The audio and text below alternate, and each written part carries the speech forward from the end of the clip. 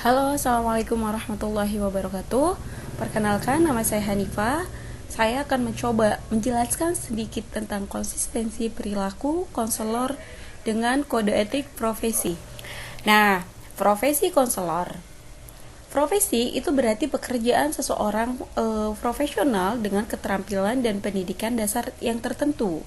Pendapat lain dari John George menyatakan bahwa profesi adalah kegiatan inti yang dilakukan seseorang dan mengandalkan keahlian untuk memperoleh hasilnya. Nah, konselor adalah tenaga profesional yang memiliki kualifikasi dan keterampilan profesional tertentu di bidang bimbingan dan konseling. Konselor juga memainkan peran yang penting dalam sistem pendidikan.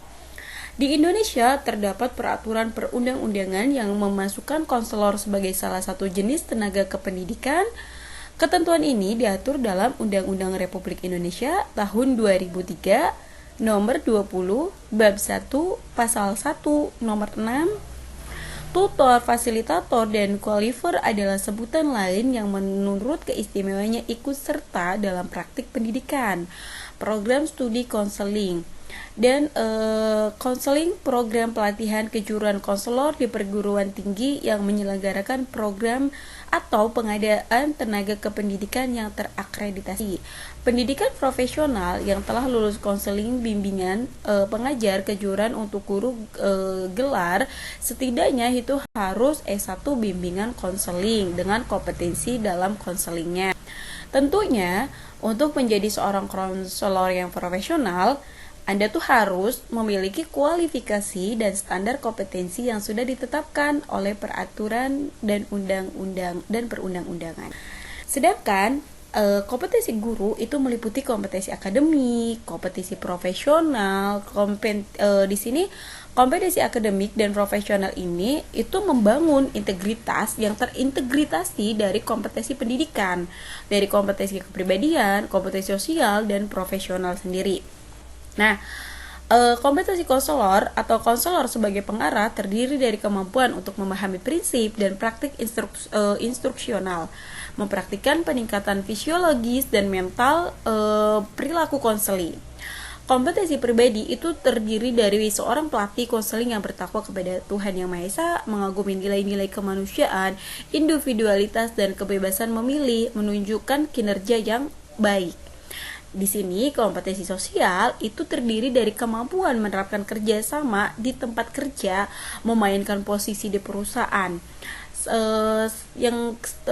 Selanjutnya, kompetensi ahli itu terdiri dari penguasaan gagasan, praksis evaluasi untuk mengenal kondisi, keinginan dan masalah konseling.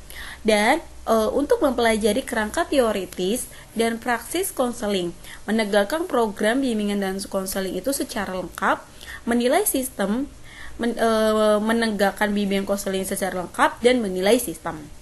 Selanjutnya, di sini ada pelanggaran etika profesi BK. Yang pertama itu ada oposisi terhadap pengacara. Nah, yang kedua itu ada oposisi terhadap asosiasi profesional. Selanjutnya, apa sih bentuk-bentuk pelanggaran kode etik? Bentuk-bentuk pelanggaran kode etik itu ada 3 kelompok. Yang pertama bentuk pelanggaran kejaksaan, bentuk-bentuk pelanggaran terhadap organisasi profesi, dan yang ketiga itu bentuk-bentuk pelanggaran terhadap kolega atau profesi terkait lainnya. Oke, sudah selesai. Saya simpulkan bahwasanya kesimpulannya adalah konselor adalah seorang profesional dengan kualifikasi dan keterampilan profesional tertentu di bidang bimbingan dan konseling. Oke, konselor itu memainkan peran penting dengan sistem pendidikan di lingkungan sekolah, lingkungan pendidikan. Konselor juga memainkan peran penting mengembangkan keterampilan bakat, latar belakang, dan temperamen yang sudah ada sebelumnya menjadi mandiri, menjadi pribadi yang lebih mandiri di sekolah dalam menanggapi lingkungan, terutama lingkungan yang positif ya. Oke, sekian presentasi dari saya. Kurang lebihnya mohon maaf. Wassalamualaikum warahmatullahi wabarakatuh.